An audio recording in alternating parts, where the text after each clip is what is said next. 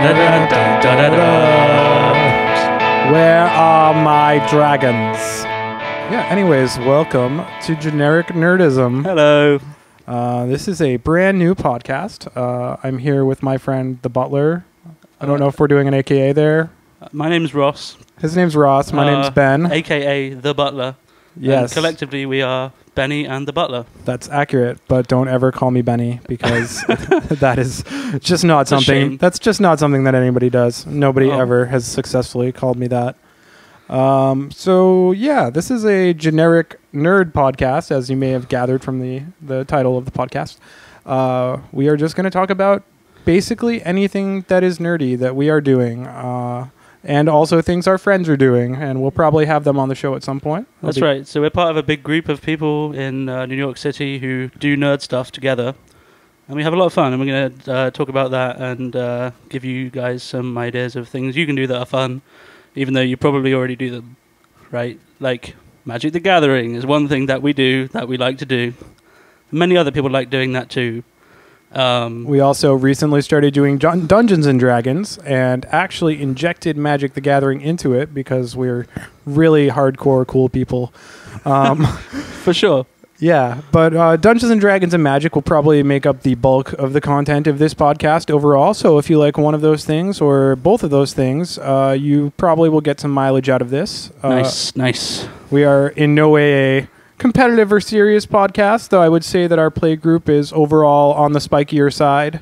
Oh, some of them are super spiky. Yeah, some are super spiky. But others are not. Others have a laugh, like us. Yeah, we have a laugh. I mean, secretly, I'm definitely a spike, and I hate every moment that I'm not winning. But I like to lose.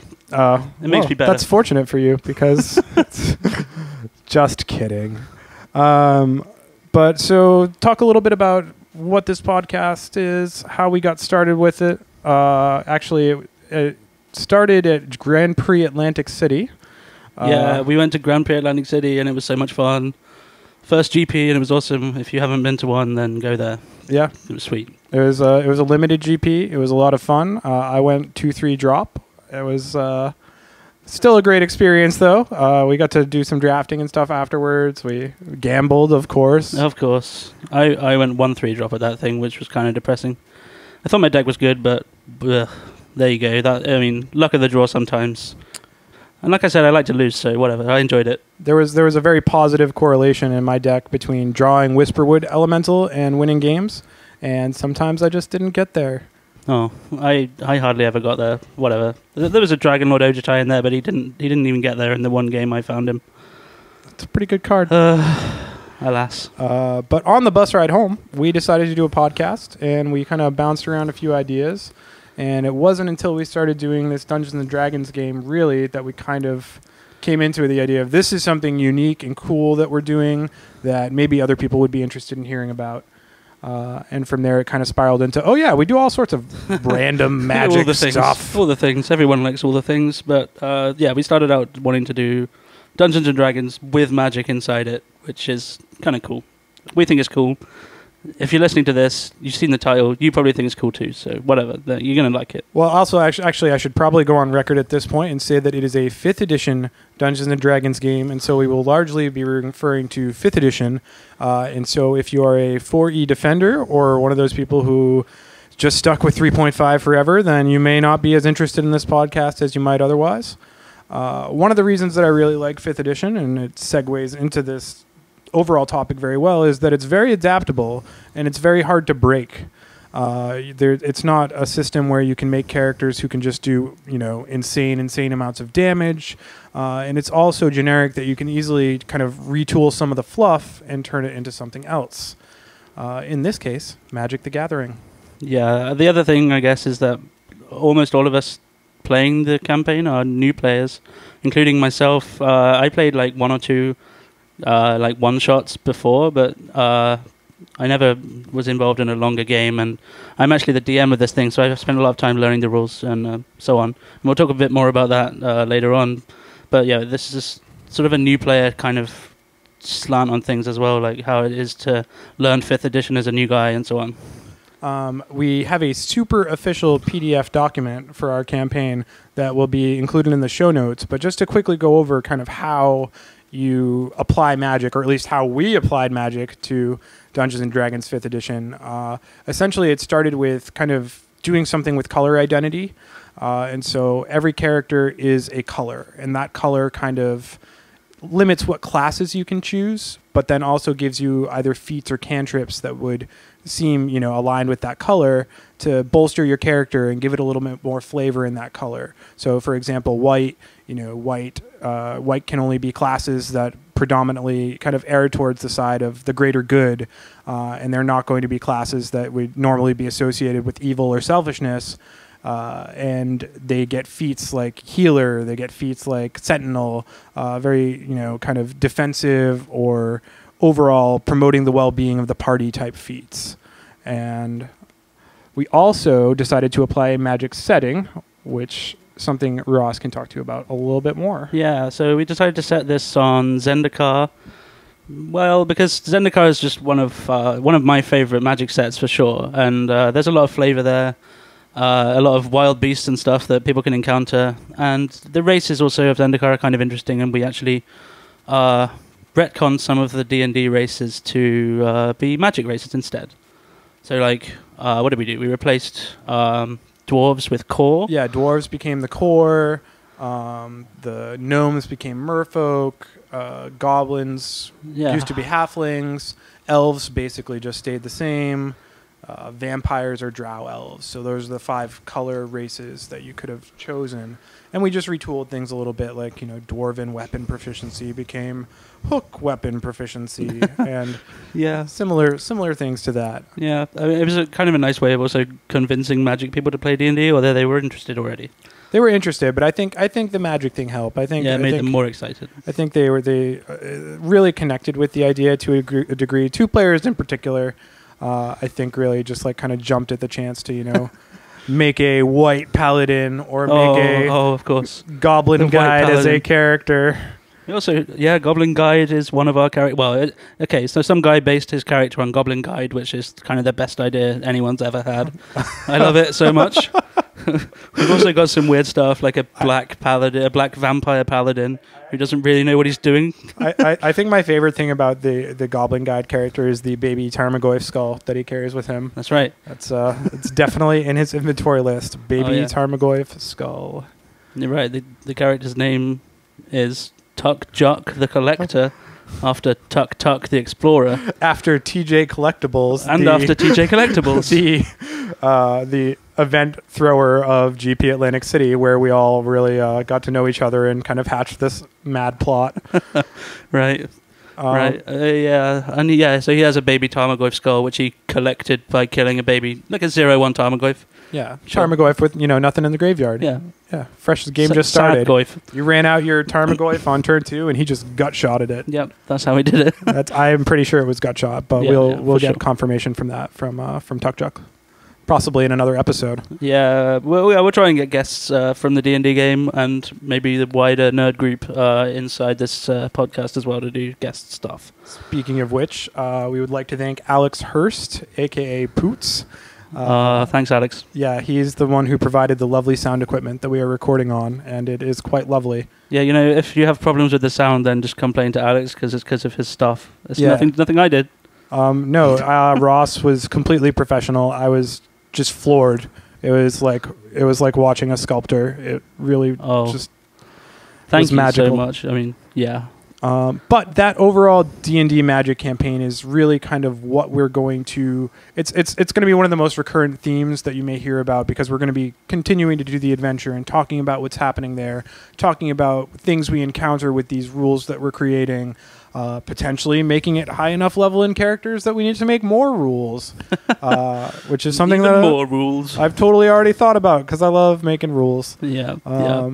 Maybe we should mention also how the 2 of us met. Oh, yes. Because it's a nice nerdy story, right? So we met at Dragons of Tarkir pre-release at one of our gaming stores in Manhattan.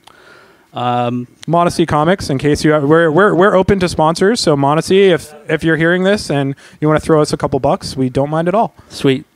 All right. Yeah, they ran a really nice pre-release, actually. I really enjoyed it there. And we met in the... I like to think it was the final, but there were 4 people at 3-0 in going into the fourth round, and we were two of them. We were faced off. When we just said, okay, let's draw.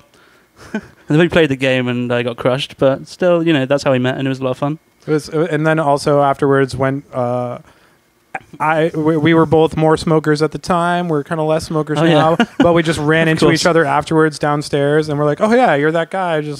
I just played." Okay. Yeah, right, exactly. Neat. And then smoking helps you meet people, but still, it's not a good idea. Really. Yeah, kids. Whatever. If there's any children listening to this, sorry for the swears that will eventually happen. We'll do some swears, but also do not smoke. Just don't do it. Yeah.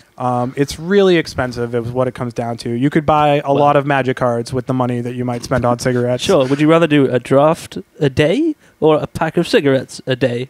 Yeah. This is real PSA stuff happening here right now. I didn't know we were going to be such a community show, but I like the direction we're moving.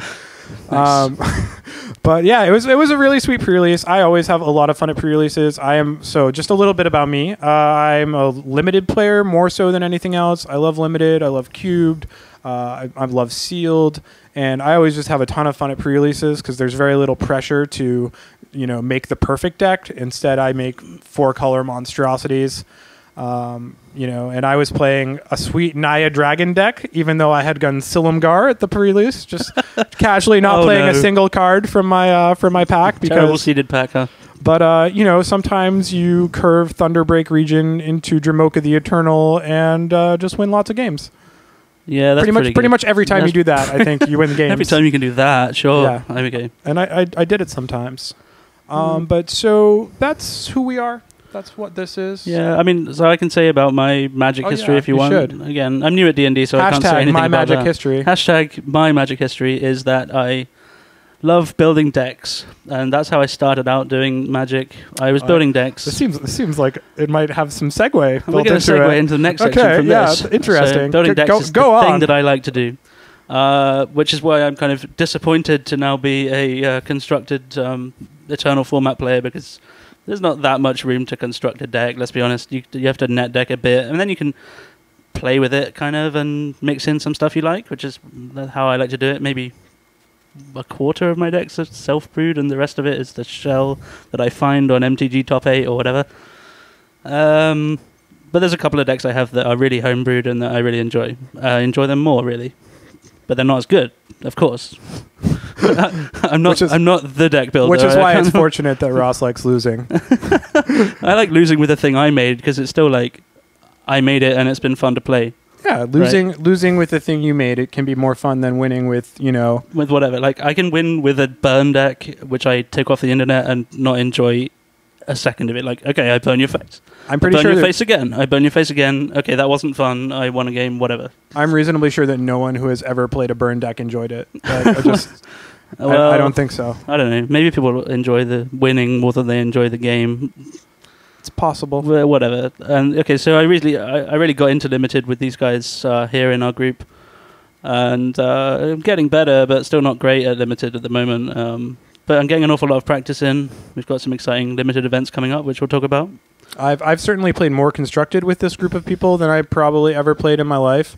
And my favorite thing right now is that I've only played Legacy exactly 2 times, picking up decks that I had never before played, and crushed my opponent, who was playing a deck that is 4-0 in the league that they're doing right now. That's pretty good. It's very Maybe you exciting. should be in the league. I would like to be in the league. Yeah, well, I'm not going to kill anyone to get in the league.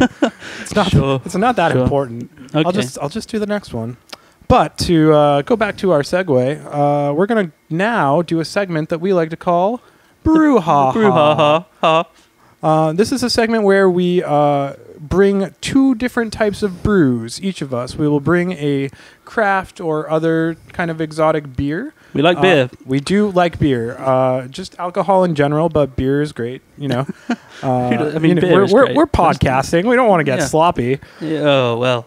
Maybe not really. Yeah, only on the special episodes. I don't want to spill beer on my laptop or whatever. Yes, but I do want to drink some beer, and this beer is what? This is the one you got. This is the one I got. It's the Omegang Three-Eyed Raven. It's one of the Game of Thrones special release beers. One of the Game of Thrones beers. One of the game. There's more than one. There's several. Sweet. Yeah. Some of them a couple of them were actually really good. The Lannister one, I think. Ooh, Lannister. I forget what it's called. I love Game of Thrones. Yeah. And I like this beer too. It's certainly a beer. It's really good. Note to self: possible Game of Thrones D&D thing. Well, Game of Thrones is D&D, right? It's true, Kind but of you know, you can without- you can codify it a little bit more in character Yeah, creation. Why not? Why 'Cause not? I like rules. That's why. You That's like why making we up do rules. it. Yeah. This is a dark saison ale. It's actually pretty good. I like it. It's not something I would want to drink all night, I would say. Oh, it's pretty heavy, but Yeah. it is really tasty to have a It's single quite glass good. of. Yeah. And then what's our other selection? Well, what I brought is a Southern Tier IPA from a local brewery in. What did it say? It's in New York somewhere. It's in New York. It's certainly it's okay. Lakeview, something Southern like that. Tier Brewing Kit. Yeah, Lakewood, New York. Lakewood, New York. So And it's a very nice IPA. It's an IPA, right? it is definitely an IPA. It's really good. It's really good. It's got 4 types of malt and 4 types of hops, which 4 of each. we have to imagine is really good. More when you get types of malt and more hops sounds good. yes, And I thought that when I bought it, it said Southern Tiger, which sounds better I than was Southern Tier. a little disappointed when I found out that it wasn't. I wish Southern it had a tiger on it. Tigers Yeah. are cool. But so So that's the beer part. Now we can talk about our magic brews. yeah, so there's other types of brews that we brought, and those are deckless. Yay, deckless. They're deckless that we have conceived of and played. Well, actually, I technically haven't played mine yet, but it's whatever.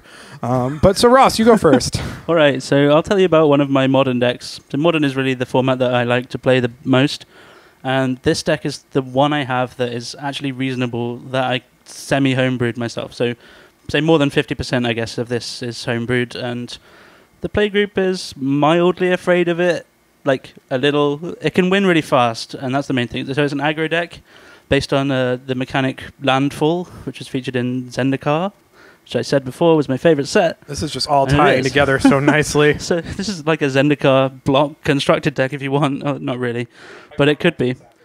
So my Landfall guys are 4 Step Links, 3 Plated Geopede, and 3 Zektar Shrine Expedition. The two of those are creatures, the Step Links and the Geopede, and they have Landfall, which says when a land comes in, they get +2/+2 until end of turn.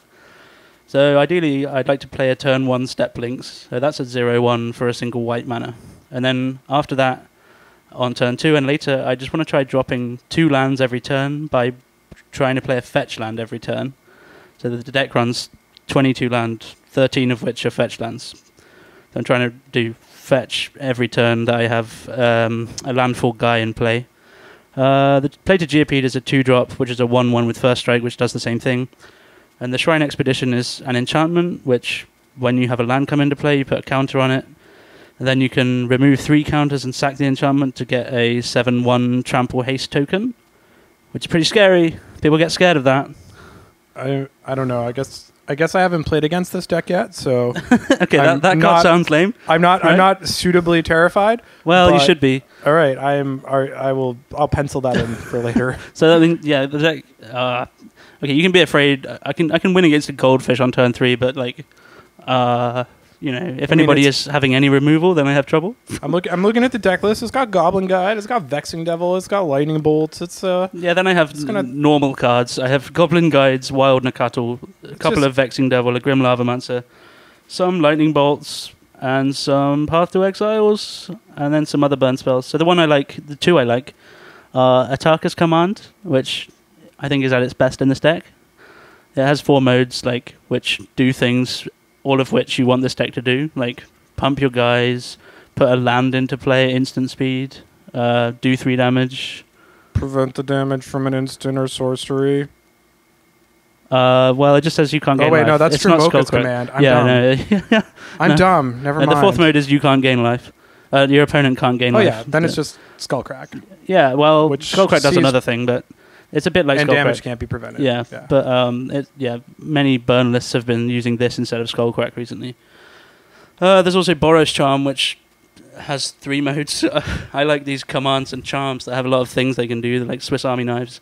And the charm can do like give a guy double strike, make your permanents indestructible, or just do 4 damage to the face.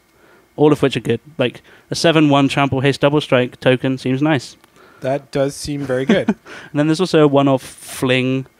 Fling also is good with that great 7/1 token. Yeah, also good with the 7/1 token, since you have to sack it. Yeah, I mean, to me, and so my knowledge of the modern format is pretty much strictly from watching coverage and reading articles and stuff like that. I haven't played a lot of modern, but this looks kind of like an adapted zoo deck. Like it's zoo with kind of some landfall, a little bit more landfall baked into it. Yeah, it's a bit like the... Just wants to melt your face as fast as it can. Yeah, I guess it's called Baby Zoo, the one you're thinking of, the one with like Steplings and Wild Cattle and Tarmogoyf and whatever. Yeah, it's like halfway between that and like the Naya Burn deck, which is popular right now. Yeah, and I have to imagine there was some kind of landfall aggro deck that happened during Zendikar. Oh, yeah, that's right. So it has some roots into, you know? Yeah, and that one would run like Ghost Quarter and Flagstones of Tracair. And just to like Ghost Quarter your own flagstones? Yeah, to get like a million landfall triggers. Tricky. But like that seems dumb. I just went with a sort of more standard, a more ordinary kind of deck. All like right. Just trying to get 2 landfall triggers. I'll have to play this. That's the deck. It's really fun. People are scared sometimes. Like I've beaten a few decks, but like it folds to certain other decks like Junk and Jund, the kind of value decks. I think just straight beat this. I think a lot of people are really scared of like hyper aggressive decks, just in whatever format it is. Like you're always, right. Even though a lot of games have at least 50-50 win percentages against it, people are just scared to play it because it's so harrowing until you stabilize. Yeah, right. Like, and then you stabilize and you're like, oh, that wasn't so bad. But until you stabilize, you're just like, oh my god, he's done like 16 damage to me in 3 turns. What just happened? Yeah, but then I can run out of cards real fast. Like everything in the deck costs 1 or 2. And there's no card draw there, so I just run out of cards almost instantly. And if I haven't done 20 damage, Confidant in this one. And well, I guess that would be the guy to splash for. Yeah, but he's not. I'm already 3 color, and kind of really wide 3 color. I mean, it's mainly red, but yeah. So that's my deck, and it's good. It's fun. It's fun to play, and I like it because I made it. All right. Even though it loses, I like it because you made it too. Sweet. Let's see what deck you made, and let's see if I like it because I haven't looked at this before. So this is kind of an interesting story in that I have this thing where every once in a while I will brew a deck and then I never do anything with it. Like I don't take them to F&M. I don't take them to tournaments. I just brew them and put them away, put them on a shelf. That shelf is called tappedout.net. Great. Yeah. Again, good shelf. More a lot of good stuff on it. More sponsorship. I don't imagine that Tapped Out makes a lot of money, but if you do and you'd like us to talk about your website sometimes on our podcast, we will. So this is a deck that actually, a similar deck was featured by Caleb Durward in a Channel Fireball article, and I like to call it Goblins of Erd. It's a standard. Goblins. It's a standard deck, and it features. It's a Goblin tribal deck technically, if you want to look at it that way. It's also a token deck. Like it's kind of got roots in the kind of blistering mono red decks that saw some favor. Martin Dang won the Pro Tour with kind of a similar list. He played quite a few token producers in it. But I'll just go over the list real quick. It's got Foundry Street Denizen. I can talk. Foundry Street Denizen, Frenzied Goblin, Goblin Heel Cutter, Goblin Rattle Master, Mardu Scout, Rabble, Dragon Fodder, Hordling Outburst. And so it's just all the tokens. It's just spitting out lots and lots of goblins, and then I've got 3 Obelisks of Urds in the deck, and so it's actually fairly realistic to go 1 drop into Dragon Fodder into Obelisk of Urd, thereby making it so that every single token producer that you're playing at that point is just insane value. No love for Impact Tremors in the deck. No love for Impact Tremors in the deck. That's a real shame. Yeah, maybe it should be in there. I don't know. I think it'd be good, right? Maybe not as good as some other cards you have there. After Impact Sly made its circuit made its run on the Standard Super League, like possibly that should be in here. It's actually like I said, I put this deck list. Like I made it and just let it sit there, and then an article came out a month later, and I went, "Damn it! I should have done something with this." So this isn't something you made now. This is something you made a long time ago. This is something I made quite a long time ago, and it's something I'm actually going to play in an upcoming league match. I'm in a league called the Goblin Wizard League, and the final leg of our league is Standard, and I'm going to play this. Oh. So if any of you are listening, please do not play Bile Blight. Yeah, I would appreciate it if you would stay not. away from Black Goblin Wizard Leaguers. Yeah, just I'm not in that league, but it's not a good I color. kind of wish that I was. There's not really a lot of tech to the deck. I do like that. I'm main decking collateral damage as an answer to Bile Blight. You just sacrifice the Sweet. token to smash them in the That's face good. and cancel the rest of the Bile Blight, which seems pretty decent. But yeah, it's just going to go wide really fast. I think it's going to be a fun deck to play in the league because no one in the world would ever put me on this. I'm very much kind of a more controlling player almost all the time. Oh, I have a the love. worst. I have a love of value and ridiculous plays that just it's gonna be weird playing this, but I'm gonna do it. And I had a standard deck with Obelisk of Erd. There was like mono white heroic soldiers. It was fun. It wasn't as good as the blue white heroic, but I'm pretty sure that if I access my tapped out deck list, that there is a Soldier's Devotion Obelisk of Erd deck in here somewhere. Oh, really? Yeah, Well, for reals. I did it too. Like look at all these deck lists. I just sometimes sit and make them, and then I don't do it. Oh, 4-Color Collected Company, another deck that I made ages ago. That stupid Dark Deal Waste Not deck. I made that deck like long before it hit. I'm sure many of you did, and I'm sure many of you have these stories, but it just keeps happening to me. And so the next time I have a fun deck, I'm like taking it to the next GP. You should just go to FNM, right? Like, go play the stupid deck there and see if you win. Yeah, but no. No? No. Right. I'd rather play with you guys. Okay. I also like Collected Company, and I've just like, Hey. other people had this idea. Ben had the idea. Then some other people had the idea, and I thought, this is too good of an idea not to do. It is kind of weird. Like, I was talking to Ross and was like, hey, wouldn't Collected Company be good in this modern deck? And he was like, yeah, kind of. And then our friend Jasper was going to an IQ, and he and another friend in the email chain, I guess, independently came up with basically the same exact deck. Which, And- I mean, it must... Someone else, like maybe someone's going to play this Pro Tour or whatever. I mean, it could happen. There was a Slivers Collected Company deck. Sweet, that sounds sweet. That got some sweet press. But my Collected Company deck is the Merfolk. Merfolk Collected Company. It's good. I've also put in a Monastery Siege, and I think that thing is really good. I had the pleasure of playing your Collected Company Merfolk deck against someone else's Bogle's deck. And, Oh yeah, it was. I was technically pre-sideboarded for some reason. Oh, but it was pretty Whoops. sweet. It was pretty good. I was piloting the Bogle's deck, and I lost, right? Yeah, I felt like I lost. It was maybe 1 and 2, but Repeal deck is seems a good. really, really good card against Daybreak Cornet. Yeah. Repeal is fantastic Lucky you against had Daybreak that sideboard Cornet. card in the main deck for no reason whatsoever. It was pretty good. So yeah, that does it for Brouhaha, and it's actually probably going to be a more concise segment than that in the future. But that was okay. we're getting our sea legs here. And yeah, that's what we like to do. Apparently, we're both random brewers of decks that And never so see the light of day. I'm arbitrarily going to say that my beer won and your deck won. I don't know. I'd rather drink 10 of my beer than your beer, but I do think it's a nice beer. I think it's a better beer. And well, my deck would probably win against your deck, but that's Well, you not can't- really. they're not really different that's apples and formats. oranges. Jeez. But okay, yeah, my deck's good fun. I mean, yeah, mono red goblins kind of builds itself, but so does what I did. yeah, so I guess it's a tie. Yeah, it's a tie. Why not? But yeah, the Game of Thrones beer is really good. You should give it a shot. Sponsors. Yeah, please, no. Gang, you want to sponsor? Yeah. Okay, let's stop with the sponsor gags. Yeah, okay. It's a little played out. We might have to edit some of this out. No. All right. So next we're going to move to kind of our recap segment, which is just where we talk about what we have been doing, what we will be doing, just general nerdery, if you will. The nerdisms. Or nerdisms. Yeah, generic ones. So, That's fun what we fact that you'll learn about me is that I am turning 30 in about 8 days. What-oh. Yep. 30. Ruh-roh. Yep. Be 30. careful, Ben. And so actually a week from today, we will doing a Modern Masters 15 draft with some of our friends.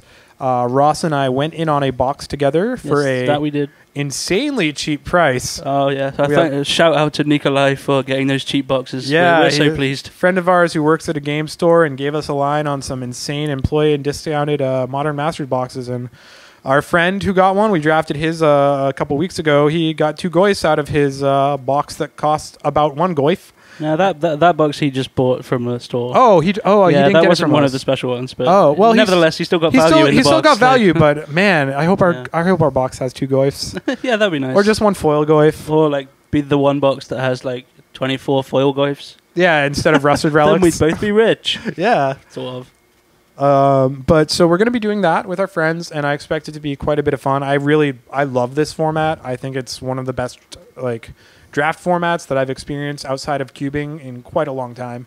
Yeah, I only drafted once so far, but it was a lot of fun for sure. That draft, I had a literally insane deck, just possibly one of the most crazy decks that's ever more or less been passed to me. I opened Overwhelming Stampede, pack one, pick one, and just started picking up, Nest Invaders and Scatter the Seeds and Kozilek's Predators. And then pack two, pick two, I got another Overwhelming Stampede. Oh, come on. But you were blue, right? Green, blue? Yeah, the only other color where I found any, like, good picks where there weren't a good green pick, I picked up, like, Mana Leak, Vapor Snag, just some solid tempo cards. Like green tokens with extra blue tempo. Yep. I dig it. In the deck, it played out pretty much like I expected. Just every time I managed to draw a collected company, Overwhelming Stampede and play it, I won that turn. Yeah. It was good. Yeah, the green-white tokens deck seems to be the big dog, like one of the big dogs in the format, along with the white-blue affinity deck, right? Yep. Yeah, those are very powerful. I would say so. And then the red-green domain / 5 color also seems. I don't know if I understand that deck at this point, but maybe I'll try to draft it. I mean, you just draft the most powerful cards you can, and then when you don't have an insane pick to make, you grab a five color, whatever. Okay. Yeah, 5 color, whatever. With the domain things as well. Yeah, sounds legit. I'd buy it. Yeah. Yeah, my deck at that thing was less good, although we ended up with the same record. Right, we both went 2-1 at that thing. I just had green-blue graph proliferate shenanigans with a couple thrumming birds. People got really sick of seeing a turn 2 Thrumming Bird. Thrumming Bird is a fun card. Yeah, it's really good. Proliferate is a fun mechanic. Yeah. It just feels really good. You're like, I get to do all these things. Yeah, it was pretty good. I think it was really... I was missing it's like the Oprah of mechanics. It's like, and you get a counter, and you get a counter, and you get a -1/-1 counter, and now you're dead. I mean, also Graft is funny. I learned that when you play, when your opponent plays a creature, you have Graft triggers. Graft triggers, and you can put a counter from your guy onto their guy if you want. Which actually comes up in this set. Yeah, it's not there's irrelevant. Some relevant times that you may want to put a counter on your opponent's guy. Etched Oracle. That's the guy, right? In which it's relevant that you might want to put a +1/+1 counter on him. Not on your opponent's, no. He's the guy that has 5 -1/-1 counters on him. You remove 5. That's Etch Monstrosity. Oh, okay, right. Etch Monstrosity. Okay. Yeah, you can knock counters off him. There's sometimes with. There was one other thing that I saw it in a draft video that came up where he would have wanted to graft onto the other guy, but he didn't, and I can't remember what it was. Okay. Yeah, I shouldn't have said anything about that. Take that out in post, please. Okay. And you have another Modern Masters experience you'd like to talk about? Oh, sure. Yeah, so there were 3 of us one time hanging out in the store. We actually went there with Will, who's one of our friends, to build his D&D character, who was this goblin guy. Yes, Will, the alter ego of Tuckchuck. Yeah, and one of my other friends came along, Mark, and we decided to play some like random Magic draft, but just a 3-person draft. And there's a bunch of formats you can do there, which are already fun for 3 players, but we decided to do it like Rochester style, in order that we could see what rares we open. Because myself and Will were opening Modern Masters packs, because it was pretty new at the time, and we were excited to just crack some packs of that shit. It was actually the day it came out, I believe, wasn't it? No, it was like a week later. It was a week later? Roughly, okay. Yeah. I'd already cracked a couple of packs. I'm just by myself in my room, like, cracking packs. But I don't do that very often. But I have to do it when a new set comes out. I just get like 3 and just crack them. I don't ever do that. I do the thing where I will like I'll have a bunch of packs saved up from winning drafts, and it's nice for the guy that wins drafts. They'll be sitting in my bedroom, and I'll be like, all right, I'm going to save these for when I do a draft again. And then I don't do a draft for several weeks. Someday. And then I have a bad day, and I'm feeling sad. And I just open like 6 packs of Fate Reforged and don't get any good cards. Build a sealed deck for no reason. Yeah, right? It's sealed practice, because that's the only way you can do it, is with real packs. Okay. Real packs. We played Rochester Draft with those packs that we had. So we had 6 packs Rochester Draft? Yeah. What's that? Well, that is a format that you can do with any number of players. in which each player, you determine an order somehow between the however many players you have. Most people look at a clock and choose one of the directions that the hands might travel. Clockwise or counterclockwise? All right, so you go clockwise or counterclockwise around the table. Wow. After having picked a first player, sure. Okay, and then the first player cracks their first pack and just lays all the cards out face up on the table. And then they draft one card from it. And the next person drafts one card, the next person drafts one card, until you hit the last person. Then you reverse the order. So the last person drafts another card, and then it comes back, bounces around, and snakes back again, like in rotisserie. And you just do that until the pack is gone, and then you do the same kind of pattern, but with the packs. You can Google this if I'm not making any sense. To make it like super easy sounding, like if the first player is A, it's A B C C B A B C C until you run out of cards. All right, that helps. Yeah. Yeah, and you do the same thing with your packs, right? So player A opens a pack, does the thing. Player B opens their pack, does the thing. Player C opens the pack, does the thing. Player C opens another pack, does the thing, and so on. And it was a lot of fun. There were a bunch of kids hanging around. It was like 4 p.m. on a Friday. And they were really shrill, and they were drafting somehow. I don't know. But they didn't actually draft. They did. No, they did. Oh no, they drafted, but then they didn't play. No, they were playing, but they were they played like one game, I think, each. And the guy came in and was like, "Okay, what are the results?" And like, I won, whatever. And okay, play the next round. And they just kind of shouted at each other for a bit. There's one kid who was kind of just standing up, throwing his cards at his opponent, making it rain on them with his cards.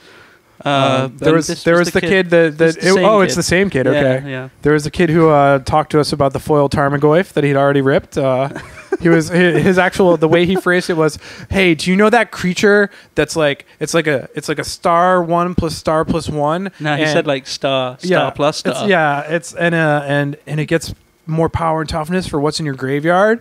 And I'm like, yeah, Tarmogoyf. He's like, yeah, I got a foil one of those. And I was like, oh, that's really great for you. You little liar.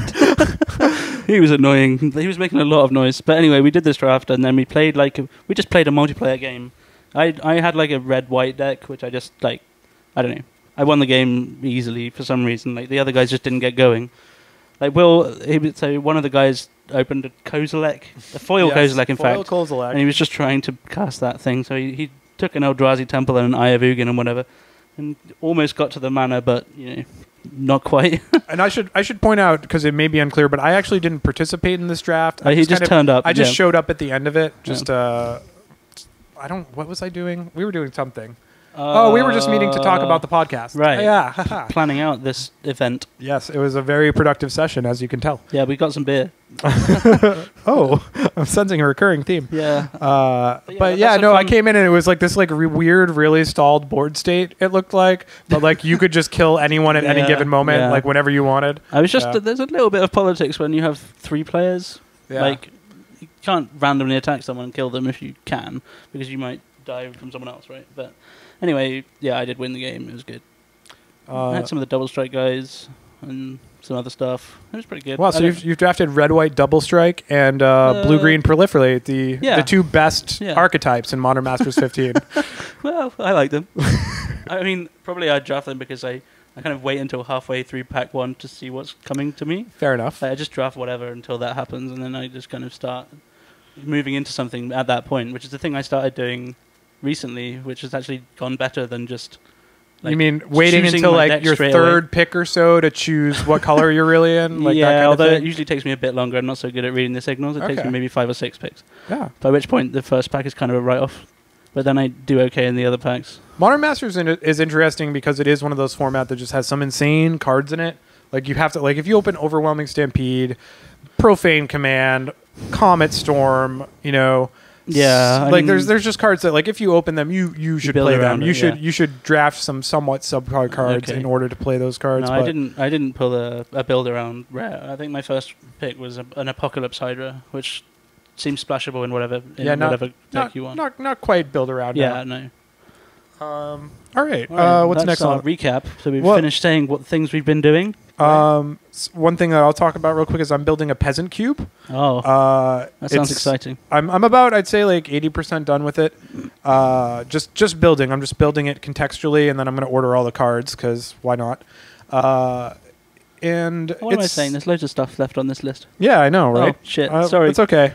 Let's continue. Yeah, we'll edit this out in post too. Well, all right, I'm going to stop repeating gags. This is getting terrible. But I'm building a peasant cube that I'm trying to make it very archetypal. I've assigned kind of an archetype to each of the color pairs. There's going to be a lot of multicolor support so that most of the archetypes have bleed over with at least one or more archetypes. It's going to be, I think it's going to be interesting, but it also is one of those things that might just not work. So either way, I'm excited to try it out. I've also been working on a super sweet costume for FlameCon. Hold on a sec. Maybe we should say what cube is for people that don't know what that is. Oh God, yeah. Like, yeah. I mean, it's a really good thing you can do if you're an avid collector of cards, right? Or even if you just like, or if you just want to make a list formats, or if you just want to make a cube and then buy it, like I'm doing. Yeah, that's what I did the same thing. So I have a cube which is only having cards from Return to Ravnica block in it, and what a cube is a curated set of cards that you draft from. So you know exactly what's in the set of cards, and you just draft the same thing, but the packs are just random sets of 15 cards from within the cube. So my cube is exactly 360 cards, which is the minimum you need, because that's exactly the right number for 24 packs of 15 cards, which is what you need for a draft. But you can put more stuff in, and then there's a bit more variance in what's going to come into the draft. Yeah, I'm making mine's going to be 450 cards, Right. so there will be some amount of the cards not seen every single draft, which from what I've read seems to give cubes a little bit more replayability if you're playing it with the same people all the time. It's kind of a build your own limited format. Yeah, that's what I've heard someone else say, and I like that analogy. It's really fun. I mean, many of you have probably experienced the Magic Online cube or the Magic Holiday cube. Those are singleton cubes where there's only one of each given card. You can also do other types of cubes. We'll put a pin in the other thing I was going to say and talk about the vintage constructed cube we did. Oh, that was so. This is the this vintage is constructed a fairly cube. unique format as far as what I know. I've never heard of it anywhere else actually, but I don't know if he came up with it himself, but I don't think he did. Okay, but it's not something I hear about all the time. And I listen to a ridiculous number of podcasts and watch a ridiculous number of videos. Yeah, so. I've never heard of it either. But I don't listen to a ridiculous number of things. Yeah. But anyway, this is a thing that our friend Sean came up with. And what it is a cube where you get 13 card packs, I think. Yep, 13 card packs. And these are like vintage legal cards. And for each card that you draft, you get they're 4 vintage copies legal of that card. and vintage played. Like they're cards that are played in vintage yeah, currently. of course, yeah. Like not all of them. I mean, some of them are not really played in vintage. So, for example, I drafted a Splintered Twin deck, which is not a vintage deck. Yeah. But, okay. So yeah, each card you draft from the pack, you get 4 copies of if it's unrestricted, 1 copy if it is restricted, and like 2 copies of certain like sideboard cards, which can be overwhelming. Yeah, cards like Rest in Peace, which there is a dredge deck lurking in the cube, and if someone snagged that one Rest in Peace and had 4 copies of it, it's very likely that the dredge deck could never ever win. Yeah, so you can build something really close to a constructed dredge deck, or a constructed mud deck or whatever. Yeah, so you can build something like that. Yeah, maybe. But it's never going to be quite right. You're going to be missing some of the key cards, most likely. So I was playing Splinter Twin without any permission. So it was just never got there. Yeah, our friend Sean, I guess he compiled actually quite a bit of information from the event. We were tracking what our first picks were, what our last picks were. Right, yeah. He had us write deck descriptions, and I guess he's compiling that and posting it at some point on a Reddit Spikes thread. I don't think he'll do it in Spikes, but he'll go on Reddit. I hope at some point. Some Reddit magic forum. Yeah. I don't know if we ever get a link to that. We'll put it in the show notes. Yeah, that'd be great.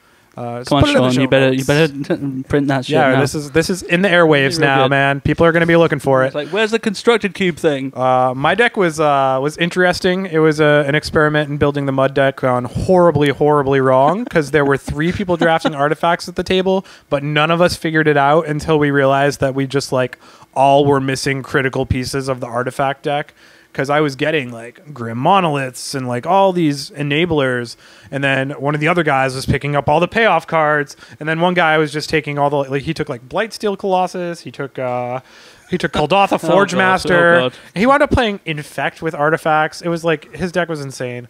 Okay. Was it okay?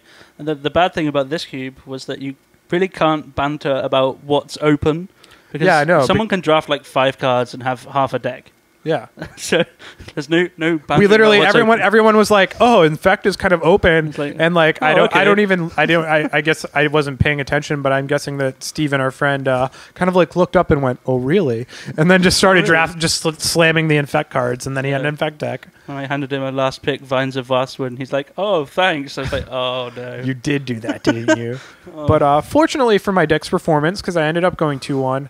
I got a Jace the Mind Sculptor and a bunch of sweet mana ramp and a couple other Planeswalkers, and I probably should have just turned it into a Planeswalker Super Friends control deck. Yay, Super Friends! But instead, I did get to do didn't I cast like a turn 2 Sundering Titan against you or something insane? Yeah, it was rough. I think I maybe won one game on the back of my Tarmogoyfs. Yeah, that was kind of yeah. No, I definitely was susceptible to decks that just played out a curve of creatures for sure. I didn't have a curve. I just had Tarmogoyf. Just Tarmogoyf. Pestamite. And then I got a turn 1 Jace against someone turn 1 Jace the Mind Sculptor. Vintage. Yeah, it was. This is why people love vintage. And my deck description was literally like, "This deck is a mud draft gone wrong, and every match that I win will be by dint of the 4 Jace the Mind Sculptors in my deck." And it was exactly true. Yeah. I think my description was, "This is really bad Tarmo Twin," and Tarmo Twin is not very good anyway. Really bad Teamer Twin. All right. Yes. So the last little bit is that tomorrow I'm going to an event called FlameCon. It is the hopefully annual. I hope they do it again. But the first gay comic convention in New York City. Oh, sorry. Yeah, there you go. Oh, I wasn't putting my microphone close enough to my mouth, so you probably couldn't hear me. First gay comic convention in New York City. And it's looking to be a lot of fun. In case you're wondering, yes, I am in fact a gay dude. I'm not just a random straight dude going to a gay comic convention. But you can, right? Yeah, I mean, if you want to come, you can. I was kind of tempted to go. You should probably come. It's probably going to be pretty silly. I don't know. Maybe. It's going to be like silly in 3/4, I think. It does sound silly. But I've made myself a costume, and it's pretty sweet. It is basically Spartan warrior armor made out of magic cards. Oh, great. Yeah, it's going to show a little skin, and I made myself a really sweet sword, which originally I was like, oh, I'm going to make it out of like foil cards, and it's going to look super sweet. And I had this really brilliant idea for how to do it. Yeah. And then I realized that idea did not work at all. Just not even a little bit. I tried doing it, and it kept falling apart. We'll try to post some pictures of this stuff. Maybe post just the outfit now and the Ben in the outfit after the con. Yes. But my favorite thing about it is that I made myself an actual Doomblade. I made a sword with some Doomblades up the flat of the blade, and it's pretty sweet looking. I said earlier that I wish you'd just use like Sword of Fire and Ice instead of Doomblade. Maybe for the next one, maybe if I spend more than like a cumulative 6 hours on my costume, I will spend what is Sword of War and Peace going for nowadays? Oh, I said Fire and Ice there, but Fire, which is even more expensive. Yeah, I think. like that's the best one. Yeah, I've got the best sword in Magic. So I'm going to spend like approximately $800 or something like that just on the sword. That's just a mega sword. I could get like a real katana. Yeah, why not? Like real katana. You probably can't carry that around the convention center, right? I mean, maybe. I think people would just assume it was a replica and not say a word about it. Okay. Not even on the subway. I had a Halloween costume when I was in college, where I was a bunny pirate, and I was carrying around What does that even mean? I had bunny ears and was a pirate. fencing foil in my dorm room, and that was my improvised costume. Okay, that's it. I was a bunny pirate. Right. I dig it. But I carried around a naked fencing foil that was not blunted on the tip through Washington, D.C. on Halloween night, and walked around roughly 500 police officers, and no one said a word. They just assumed it wasn't a real sword. So if a bunch of people are in costume, you can basically dress and wear and carry whatever you want. But you probably shouldn't. You probably should not do that. Well, why not? It's still as dangerous as it would be if you weren't in costume. I'm just saying. Doomblade is pretty dangerous, though, right? Yeah, I mean, destroy target non-black, non-artifact creature. Yeah, it's dangerous to everything, but it's just non-black creature. Oh, you can destroy an artifact creature. I could destroy all the robots better watch out. Yeah, if there's anyone doing any Gundam cosplay tomorrow, I am gonna just wreck their shit. This is tomorrow. It's tomorrow. Nice. Yeah. How exciting. I'm really excited. I think it's going to be a lot of fun. All right. Okay, so that is the recap segment. All right. And now we're going to move into our main topic for the week. And it's a really special one that we alluded to earlier. It is kind of special. It's really special, especially to you, but also, no, just I guess to you. Yeah, well, not just, I mean, other people will have gone through this too. It's true. Actually, everyone has gone through this. Well, not everyone. Literally everyone has gone through this. No. Just about everyone in the gaming community, I at least think, can relate to this. Okay. Yeah. And that is being a first-time game master or dungeon master, because you did that recently, didn't you? Yes, I did. I popped my GM cherry, as you've written down. As you've read from the show notes, I see. Yeah. And it was good. It was really good. Without meaning to sound dirty, it was good. I'm phrasing. Phrasing? But yeah, Ross DM'd our first session, and I had a really good time. So I hope everyone had a good time. They all said that they did, and I believe them. And I had a good time doing it, and I'm looking forward to doing it again. And even though I won't be able to be there for the next one. Yeah, next time we've only got a couple of people coming, and we're just going to do a kind of silly side quest. Yeah, which is going to be I'm probably going to be sad that I missed. Although it does present an interesting topic for the show, where you can talk about a session that I wasn't there for. Yeah, so, you know, we need to think about the needs of our audience and possibly flipping the script a little bit on our second episode. Right. Yeah. Sure. Flipping the script. Flipping the script. Is that a term that I don't know?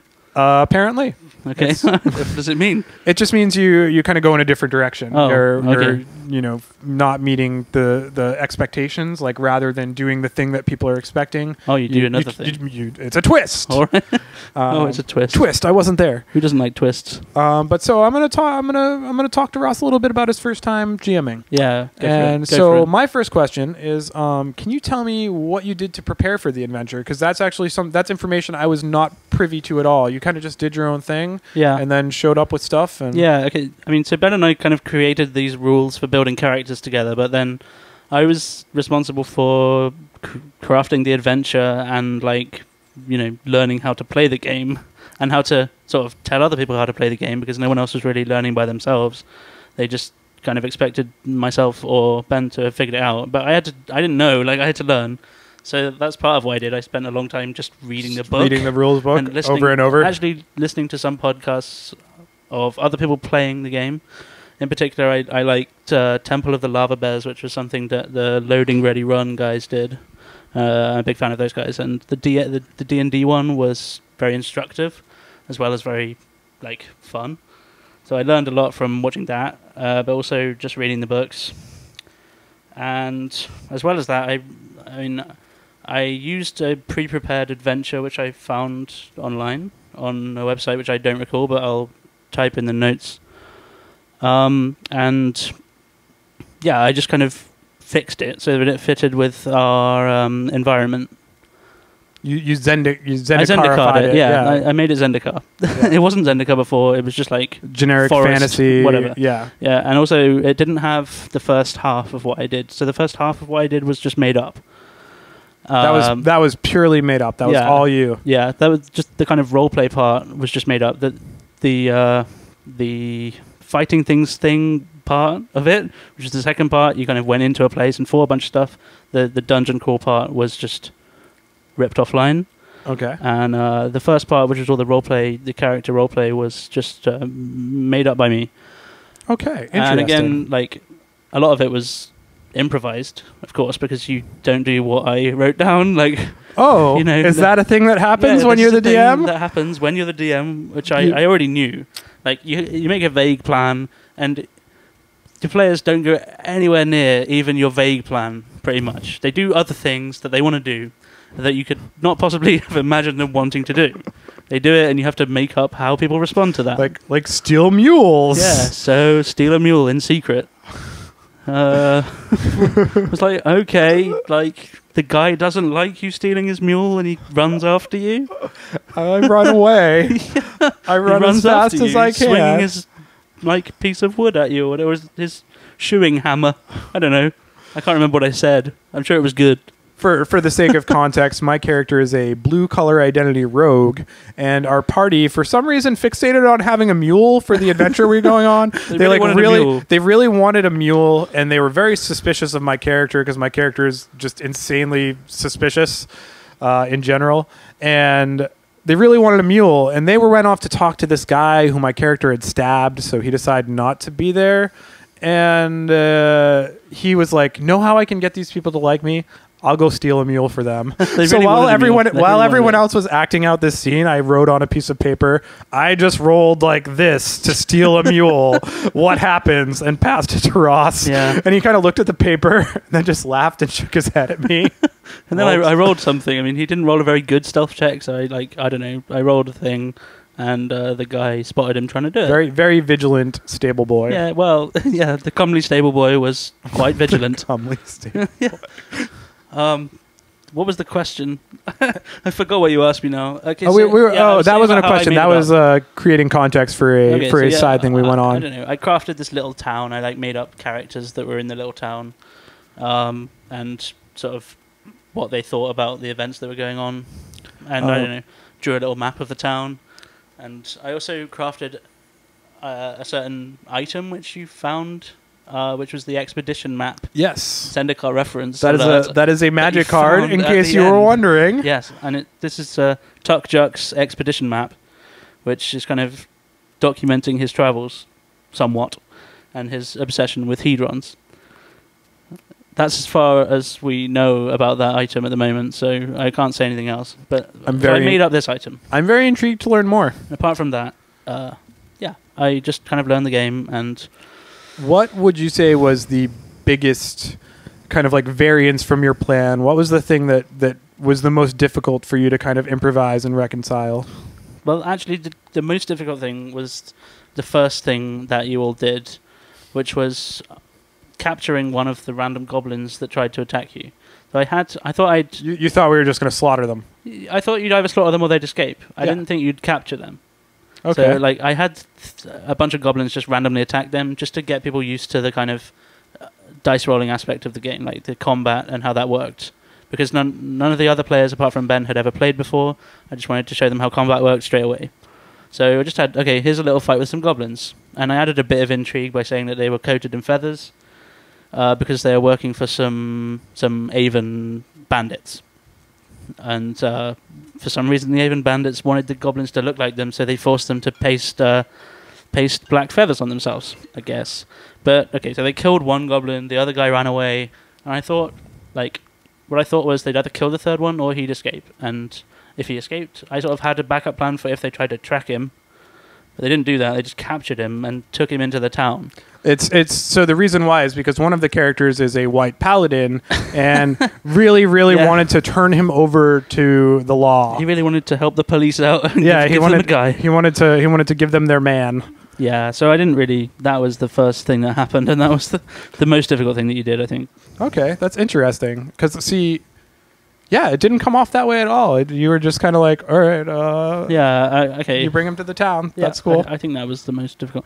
And then I don't know, they kind of wanted to speak to the leader of the goblins. I hadn't thought about who the leader of the goblins was, and I just made it into the goblin matron. Magic reference alert. Yes. There might be a few of those. There's going to be a lot of them. I mean, we had Ambassador Laquatus come into it at the end for some reason. I believe I was just being a jerk. Yeah, is why that came up, because we had a merfolk character. I decided to make it a real thing, and I decided I just made a break the fourth wall reference to Ambassador Laquatus, because that's what I do. There's a lot of break the fourth wall references happening in this game. Yes, because of the magic aspect. Because really break the fourth mostly because of Matt's bard. Matt's bard. You could tell us about Matt's bard, because he's pretty dumb. Matt's bard has like a tuba or something. Trombone. He's insistent that he has a trombone that he plays.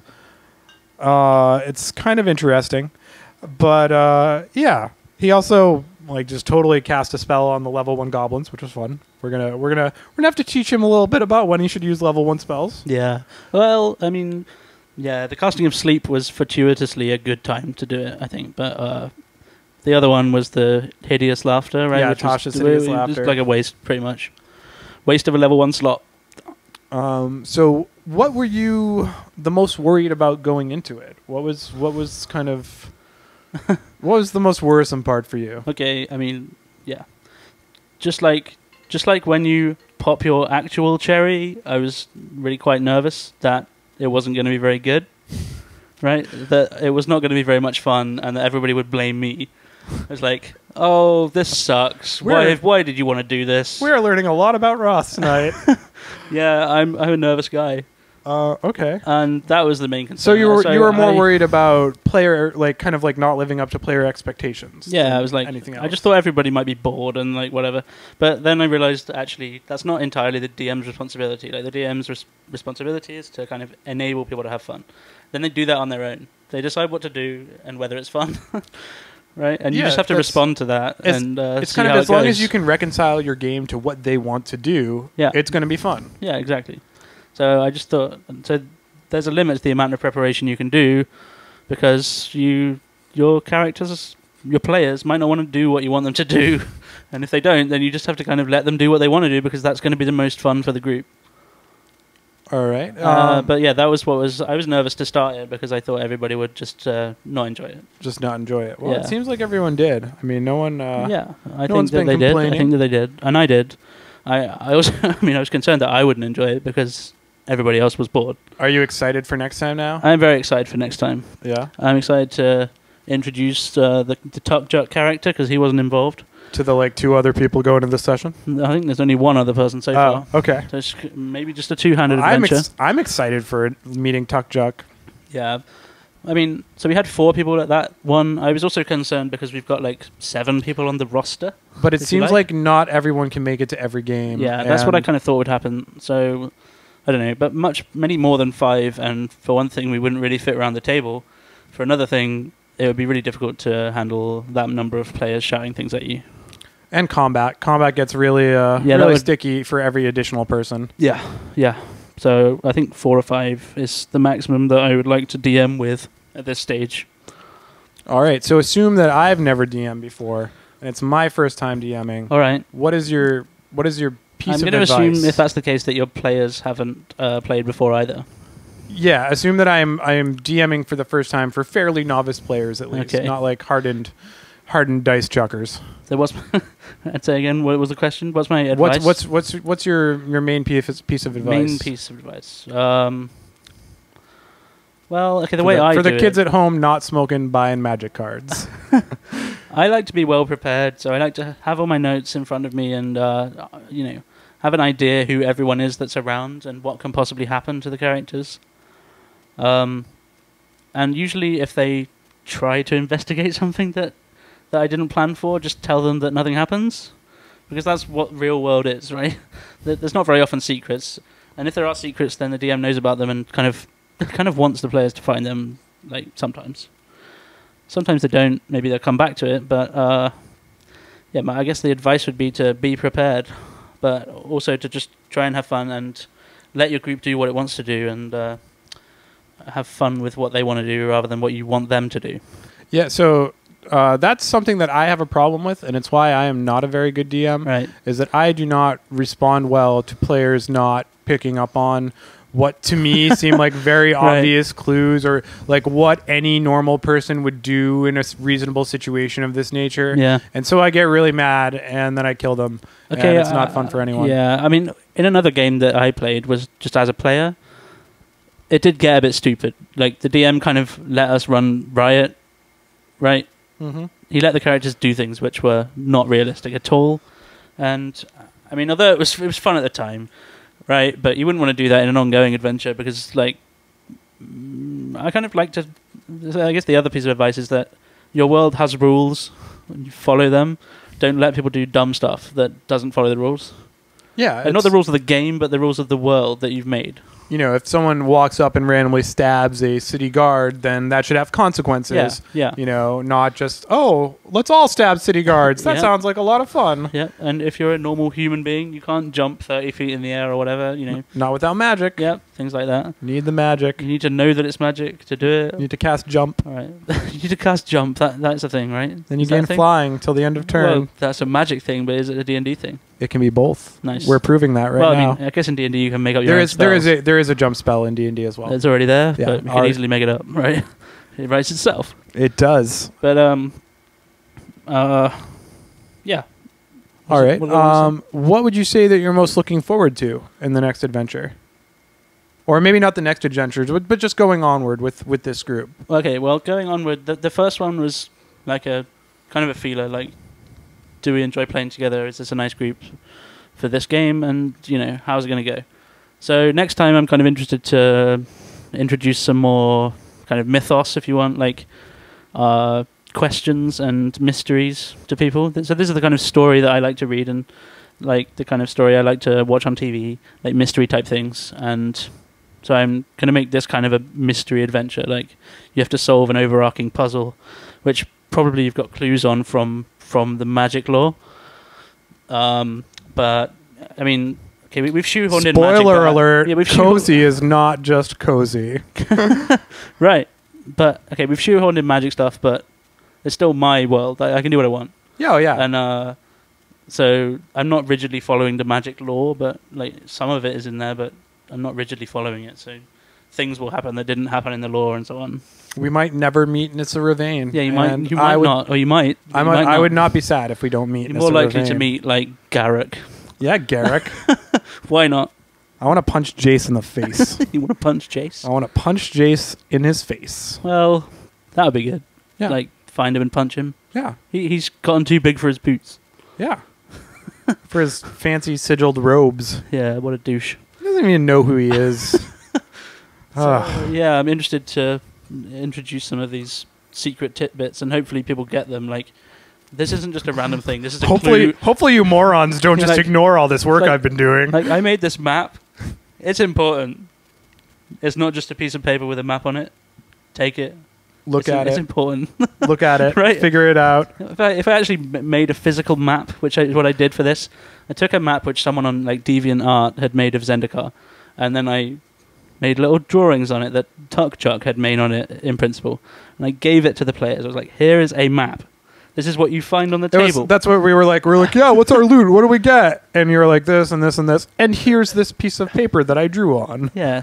So that should obviously be important, I think. All right, I'm glad I have that hint. I'll be sure to actually at this hopefully stage, I don't know why it. it's important, but it is. Okay. It will be. It will be. You'll make it important. Yeah.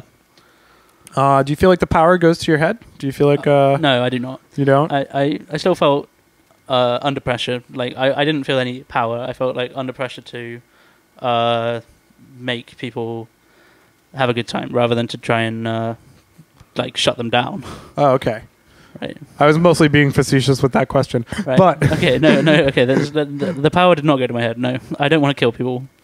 Not even. I don't think it's a win-lose game, right? No, definitely not. I mean, that's. I love role-playing games. I love collaboratively telling a story. Yeah, I that's think that's one of the best things, and that's really, to me, what it is. Like, I love the crunchy bits. I made a pretty insane level 1 character. I'm not gonna lie. Yeah, he was cool. I don't know quite how you did that. Everyone else seemed way less powerful than your guy. Yeah, it's always been something that been pretty good at, is figuring out systems without going like totally overboard. Most of my role-playing experiences in the World of Darkness games, which are much more complex than the Dungeons and Dragons as a general rule. And it's just always what I've done. Yeah, I like the lack of complexity in the rules. I mean, yeah, it makes it easy to roleplay without getting bogged down in technicalities. That's what I like about 5th edition. 5th edition is that the reason why I feel comfortable making up stuff that's probably not going to unbalance the game is that it's so hard to make something that is going to just tear away from the other characters. You know, like my character can do a good deal more damage. There's still things he can't do. He's not doing such insane damage that the other characters are irrelevant. You know, right. And he's got a sweet crystal that's driving him crazy. It is? You just said it was a random crystal. Huh? No, I told you about the crystal. Yeah, you said it was just a crystal. I told you. That's what I said to the players, but in the Facebook message, I told you. Oh, I don't remember this. I told you it was... You sure you said Yeah, I swear to God. Oh, okay. The crystal's making you go crazy. Yeah, it's like some kind of Eldrazi relic. Oh, sweet. And I did not know about this. Yeah. Okay. That's why he's so obsessed with it. Okay, tell me more, but not now. Okay, yeah, well, we can talk about that later. Sounds sweet. Yeah, it's going to be awesome when he kills it. Never mind. It's not going to blow up everyone. No. Come on. No. That would be insane. So, as far as the one other question I wanted to ask you is that we did a character creation session. Yes, we did. And you also did kind of a one-on-one character creation session with Tuck Chuck. Yes, I did. How do you feel that went? Is that something that you feel like maybe you would do a little differently? Yes, or? I would do that differently. So, I mean, the time when we did that, I'd only created one character myself before. And so I was learning how to do it as I was doing it, and I still didn't really know how to do it when we did that session. But now, after having done that session and the one-on-one, I feel like I know the best way to do that and how to introduce someone who hasn't done it before to doing it. So I would do it in a certain way, which I didn't do in the session, which makes everything a lot clearer.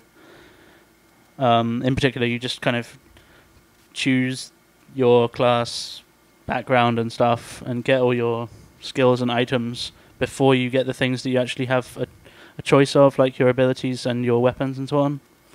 Okay. Yeah. Okay. Then you kind of then build your abilities and your weapons and so on and your items around the class that you are and what your background is. Character creation is actually one of my favorite parts of role-playing games. I actually made three characters I like it too. For this it's campaign. A lot of fun to just do that. And so it does interest me what you kind of saw there and what you kind of learned. Because for me, it was very like, I have my way of going about making characters that works very well for me. Okay. I tried to apply it to our friend Sean, like I was helping him out, and it worked a little bit, but I wouldn't say it was perfect. Yeah. The thing I don't have a sense of really is how to create a character for the character. Like, I get the mechanics. I think if people don't have a strong idea of the character that they want to play, then whatever, they can just play whatever. But I think it's nicer when a player does have a strong idea of the character they want to play. Yeah, I think that's one thing that Dungeons and Dragons 5th edition has really tried to do. Like, just the inclusion of the background trait kind of really helps give you an idea of a direction, where it's just like, just imagine what your character's life was like before he picked up his sword and started killing goblins. Mm-hmm. Yeah. That's a hint of a background, which I guess in the past people came up with by themselves.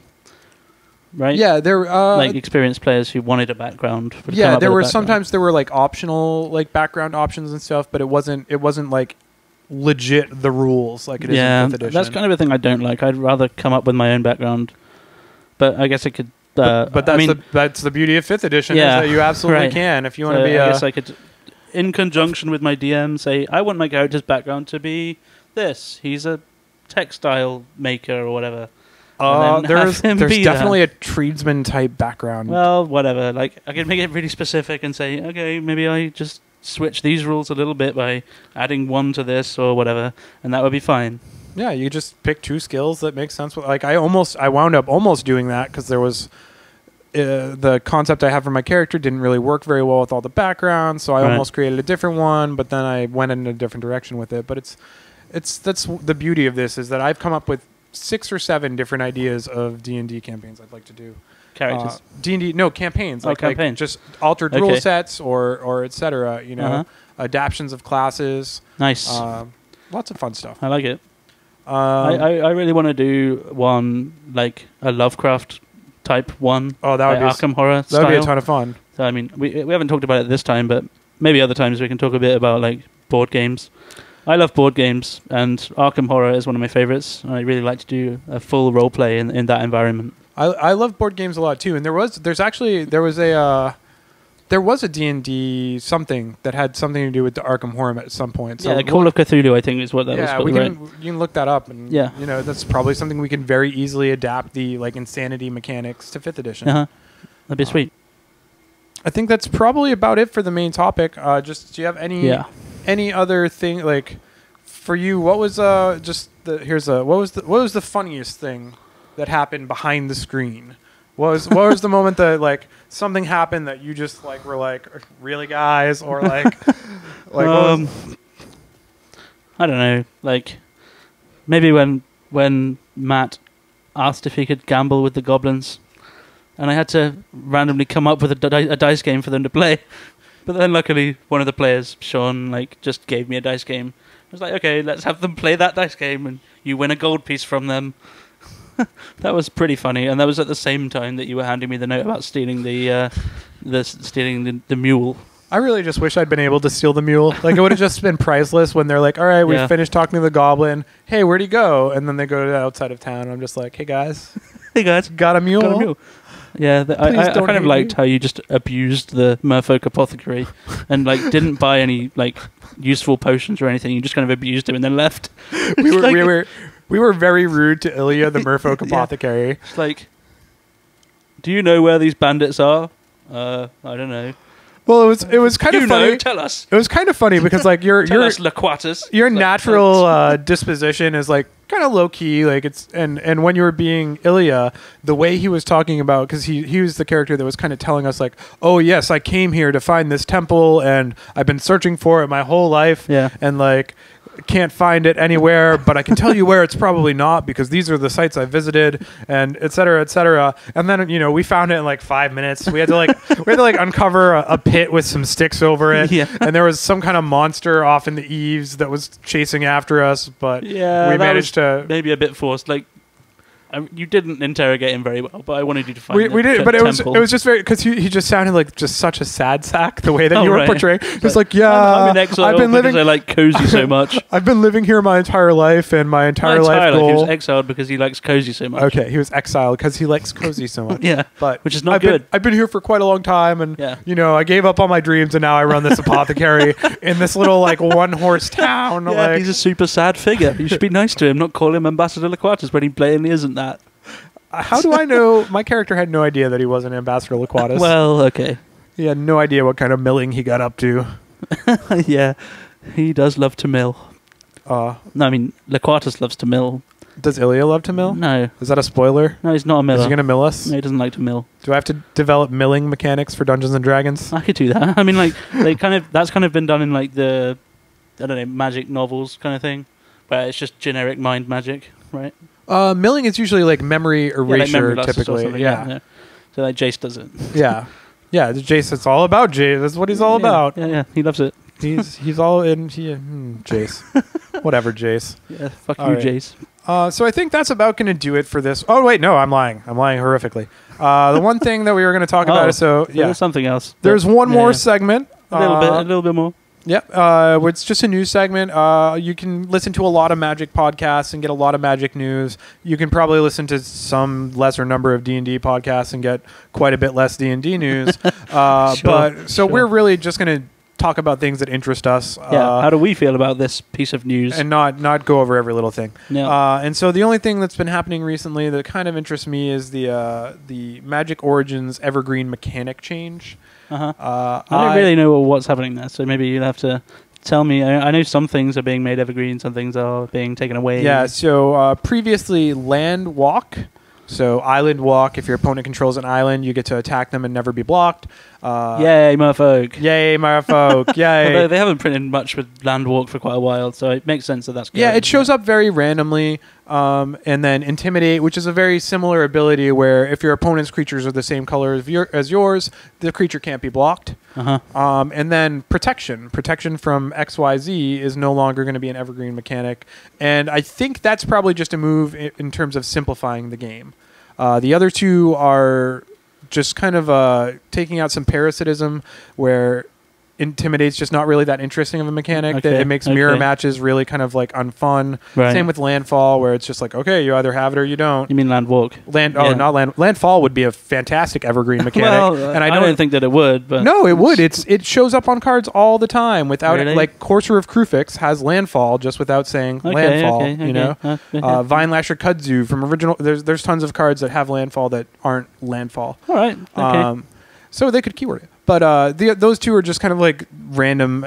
Protection, I think it's such a complicated ability. I mean, Landfall does different things for everything, right? Landfall is it's a trigger that happens whenever a land enters the battlefield. So yeah, but that's already keyworded, but you can't just print Landfall on a card. You still have to say what it does. They still put reminder text on cards with single word keywords. It wouldn't be a fixed set of reminder text, right? It would be a different thing. A different triggered ability when a land comes in. It would be a different triggered ability, yeah. But the actual what Landfall is, Landfall's triggered or Landfall's reminder text. Landfall's reminder text just explains this thing on the card happens when a land enters the battlefield. Yeah. Yeah. Okay, So I mean, right. it could totally happen. Yeah, it already is a keyword ability, but for some reason they don't use it. Yeah. Yeah, that makes sense. Protection's going away, which is probably the most alarming change, I think, to most people. That's a big deal. It's very weird because there's at least always one, protection combat trick for white and limited. Yeah. And so it's going to be interesting to see what moves to fill that in. Probably indestructible. Well, probably. I mean, it seems like every white dude wants to tap a guy. Yes. In the spoilers, it's like, comes into play, tap a dude. At the start of each combat, tap a dude. Whatever. Pay 3 mana, tap this, Yeah. tap a dude. Oh, yeah. But we are getting dudes. some new mechanics on the Evergreen Yay. list. One of them is a brand new mechanic. The other two are returning mechanics. The new mechanic, which is pretty interesting, is called Menacing. I guess technically it's a returning mechanic. It's actually the Goblin War Drums ability. This creature cannot be blocked except by 2 or more creatures. So it's a very limited evasion that we're probably going to see mostly on red creatures, as we have in the past, and that I feel is very red. I feel like it's very red because it's super effective in the early game when they maybe only have one creature, and that creature is possibly very important to their plan. I was a big fan of Madcap Skills. Madcap Skills, that thing's good. Yeah, the new what's his the Megamorph guy that has it is pretty interesting. All right, Shaman, right? Yeah, Irish Shaman. I've had him a few times in Limited, and he's done some good work. Yeah, he was in that pre-release deck at Dragons of Tarkir pre-release. He was my promo card. Yeah, it was good. It was good. So Menace looks fun. I mean, it's fine. It is fun, and it's a nice thing to keyword, I guess. If they want to remove Intimidate and replace it with something like that, that seems fine. It seems like a worthy substitution. Yeah. Also, a returning mechanic is going to be Prowess, which I love Prowess. I know it happened a really long time ago, so just in case you don't know what Prowess is a mechanic that whenever you cast a non-creature spell, a trigger happens that gives a creature +1/+1. And I am in love with Prowess being evergreen. So you may not have caught on to it from the subtle nuance, but I love magic design. Yeah. I'm very fascinated by it. Sweet. And I think it's really great design space to open up for blue and for red, to give them a way to augment creatures that is sort of a soft level of power that requires some other investment. Yeah. I mean, it was in white as well, right? But I think from what I read, it's primarily going to be red and blue. Okay. Like it's every mechanic kind of shows up primary, secondary, tertiary.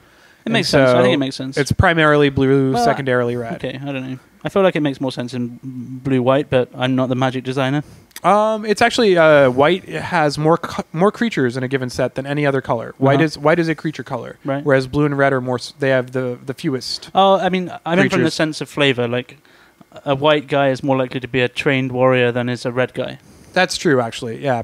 But prowess doesn't necessarily mean that you're trained. Well, I feel like it does because it's prowess. It's like you're saying you're good at something. Yeah, but you can be good at something naturally. Sure. Some people are just oozing with charm or naturally able to get a 6-pack, you know? +1 charisma until end of round. Yes, exactly. Oozing with charm would be a great name for a magic card. I'm just saying. Sure. Target creature has prowess. Oozing with charm. But then the final returning mechanic is also a really exciting one from a design perspective. Yeah, and that is sweet. That is Scry. I mean, that's literally a mechanic, and I'm really interested to see how much Theros block had to do with this, because apparently Theros block, when it was in development, they were like, we just need something. We need something else to make this set work just a little bit better. Pop. And it was Scry, and it worked perfectly, and it's a mechanic that everyone loves. Like, no one hates casting a spell that has Scry tacked onto it. No, they do not. Like, you know, I love it. I love it. Serum Visions is one of my favorite cards. Like, even though I said I don't like to durdle and be blue, sometimes I like to play degenerate combo decks, and in that case, I love Serum Visions. Okay. I have a playset, so I don't really care how much it costs for all the haters out there on Serum Visions being a $10 common or whatever it is now. So you want your Serum Visions to retain their value, is what you're saying. Yeah, like I'm happy they're not printing it in Origins. I mean, but I'm not happy that it costs so much for some player to get them when they want to buy into Modern. But it's going to be a Friday Night Magic promo coming up soon. Yeah, so okay, fine. There'll be a few more of them in the market, sure. And plus, now that Scry is a keyworded mechanic, that super increase, or not a keyworded evergreen mechanic, that increases the chance that it's just going to show up in some random set someday. Yeah, and I'd like to see more attempts at a blue cantrip that draws a card and does some scrying. Like, I think I saw somebody on Reddit maybe say, scry one, draw a card, scry one, might be nice. That would be interesting. Kind of like the ugliest card I've ever seen in terms of a templating standpoint. Yeah, it's like, scry one, draw a card, scry one. Yeah. Why not? That seems good. I would play it. That is interesting. Or draw a card, scry one. Well, strictly worse than Serum Visions. Well, yeah. I mean, most powerful spells that are printed are strictly worse than other spells. Yeah, but Serum Visions is terrible. Right. I don't think Serum Visions is terrible. Well, you compare it to Preordain and it's terrible. Well, Compare it to Brainstorm and it's terrible. So you're... Okay. But it's great. I mean, I can play it in Modern, and Modern is my format. I agree. Compared to Brainstorm, yeah, Serum Vision's terrible. Yeah, sure. It's true. Exactly. You heard it here first, folks. Yeah, we are hard hitting with nobody else knows all this the stuff. facts. Nobody else knows this. That's why you listen to us. All of you hypothetical people who listen to us. There'll be one or two. Come on. Yeah, my mom will probably listen. Your mom, she'll be like, what's going on? Who's I this have British no guy? idea. She's gonna post on my Facebook post on like a random thing. Ben, I just listened to your podcast. Like, that was amazing. Except, could you call me? She posts for me. Call me sometimes. Someone will tag me in a random picture that was taken somewhere, and then my mom will show up. Nice picture. Give me a call. No, not even nice picture. Just like, hey, call me. Like, already. Okay, so she just she'll hear the podcast and then type on YouTube or whatever, like YouTube. Maybe we'll try and set up a WordPress or something with it on, just a free site somewhere. Yeah, we're gonna investigate a few options. So I'm not sure where you're gonna find us and how you're gonna see us, but if you're listening to this, then you found it. Actually, hopefully you're never gonna see us, or at least like maybe you'll see us in person someday at some Magic event or something, because that would be fine. That'd be cool. If you can see us before then, it's a little creepy, and we would prefer that you stop. Right. Well, yeah, sure. Yeah, I mean, if you're watching this on YouTube, there'll be a video, but it's not going to be much of a video. It won't be a video of us. It'll just be a video of a blank screen with a logo and maybe some pictures of Magic cards or various hilarious pictures that I feel like I want to put in, like a picture of Ben's Doomblade sword. Yeah, you should definitely put a picture of my Doomblade sword basically anywhere that you're able to. Yeah, I'll put it everywhere. That's how I feel about my Doomblade sword. All right, so that's the Magic Origins news. I'm excited to play some Magic Origins Limited. I always enjoyed like the core set limited environments, and I think this one will be extra fun. Maybe we'll get to square off in the pseudo-finals of another pre-release. Sweet. I want to first pick a Chandra. You want to first... Oh my god, I hate Chandra. No, come on. Chandra's great. I just don't care for Chandra, ever. Oh, no, you're wrong. I'm right about my feelings, but maybe my feelings are wrong. Yeah, she's hot. Get it? Haha. Yeah. Yeah. No one's ever said that joke before. No one ever will either. Yeah, well, they should, because it's true. I think Chandra is a fantastic planeswalker. I like a lot of the work that she's been doing. Yeah. I'm really excited to see the Magic the Gathering movie that will feature Chandra. Oh. I'm excited. I didn't know that was really... Well, I sort of knew in the back of my head that it was a thing, but is it a thing? It's definitely a thing. This is why Magic Origins is laying the groundwork for this movie. That's why they've taken 5 planeswalkers and kind of made them the faces of Magic a little bit. Cool. Like, these are going to be the planeswalkers that the story revolves around for the next couple of years. And so they're probably going to extrapolate some plot from that. Oh, that sounds good. I would hope. I don't know. I'd like to see that movie. I also would like to see that movie. Yes, I will. I'll probably wear my sweet cosplay armor to that movie. There is a possibility of cosplaying at that thing. Oh, yeah. Show up at the midnight release. I'd be like, I don't know, random merfolk guy. Random merfolk guy? Like Lord of Atlantis. You could be Ilya, Lord of Atlantis. Ilya, Lord of Atlantis. Ilya, Lord of Atlantis. / apothecary in the mountains of Zendikar. You're a flip card that... You start off as a lowly apothecary, and then you become the Lord of Atlantis when you flip. Yes. Nice. I dig it. Yeah. I like that a lot. Yeah. But that's a bit of a meta cosplay. I'm playing as both a D&D character that I made up, which no one else will know what it is, and Lord of Atlantis, and a theoretical flip card, combining the two. Yes. Okay. I think it's very appropriate for this podcast. Sounds amazing. I think it's great. Actually, you know what? Just paint myself blue and wear a cloak. Hey, guess what? Jace does not know who he is. His memories are gone. Oh, for reals? It's quite possible that my character is Jace. Oh, that something happens in our adventure that erases my character's memories, causes him to become a planeswalker. That could happen. What? It's just an option. I'm just suspending it in front of you. Jeez. Like a tender morsel. I see where this blue rogue came from. No, it didn't come from there. I just thought of that right now. Right, okay. But it would be super sweet. Yeah. We were talking about flip cards. All right. Now there's yeah. there's gonna be a Jace flip card. Every origin story now has a associated magic flip card. Tuck Chuck turns into Chandra. Isn't Tuck Chuck already like a flip card? Tuck Tuck is sort of a. He turns into another card a little. He makes a token. He makes a token. All right. Yeah. Could have been a flip card. It is himself. Could have been a flip card. Yeah. Could have been a flip card. All right. Actually, I guess these are all double-sided cards. Flip cards are the Kamigawa one. So yeah. Sorry, I know there's a lot of people out there right now. Come on, Wolves lawyers, get at us. I played during Kamigawa block. Oh. I know what they are. I have accumulated many a key counter in my time. Key counters. Many a key counter. I like the guy who's a rat that flips to become the rack. Oh yeah, he's I have him in my commander deck, and I do not remember. Nezumi Short Fang. Yes, that is the name of that card. Is it? Pay 2 black. Stab Whisker the Odious. Yeah, he becomes Nezumi Short Fang becomes Stab Nezumi Whisker Short the Fang, Odious. that's the guy. Yes. Yeah, I like him. I also like him. Although I also really like Toshio Mizawa. Yeah. Toshio Mizawa should be in the Magic movie. For some reason, I have a copy of that card, and I don't know why. My ex randomly got someone's collection, and there's a foil Toshio Mizawa in there, and Sweet. I really want to make a commander deck out of it. Tiny Leaders, right? Yeah, I guess I could Tiny Leaders it up. Yeah. That could be my Tiny Leaders deck. Nice. All right, I think that's rounded. Let's tie it up there. All right, yeah. So if you're listening to this, thanks very much. And make sure you come back next time. And also, if you're listening to this and don't know how to get in touch with us, you can get in touch with us. We do have a Twitter account. You can find us at General Nerdism. Just like it's spelled in the show notes that we will one day produce. Yeah, and I'll put it in the description of this podcast or this YouTube video or whatever. There'll be the Twitter there. You can tweet at us or leave a comment here and we'll see it. And, and maybe if you want us to talk about something, you can say that. And maybe we will. If you really want to be a guest and you're one of our playgroup, then also say that and maybe we will. And I feel like most of you probably, if you're going to leave comments on Twitter and tweet out a podcast, that you've probably done it before. But yeah, you feel free to get at us. We are totally receptive. Yeah, we like talking about nerd stuff, so please talk to us. We like doing it so much that we acquired sound equipment and devoted like 5 hours of our night to it tonight. Yeah, we decided just to talk with each other about it, and maybe other people want to listen to that. Yeah. And we hope you enjoyed it. We hope so. Thank you for listening, and have a great whatever the rest of your day is. See you later from Benny and the Butler. Benny and the Butler.